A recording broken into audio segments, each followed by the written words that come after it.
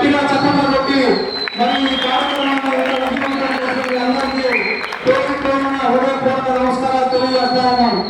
మరి అనేక విషయాలు చెప్పారు పెద్దలందరూ.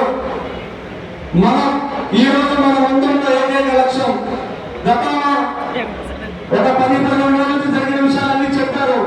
మనకి ఏదైతే యాదవ్ సోదరులకి అభ్యర్థులు పెట్టడం రాలేదు, మరి మనం అనేక కష్టాలు పడ్డాం చూసాం. అయినప్పటికీ కూడా మనకి ఒక నమ్మకం ఉంది. ఏముంది?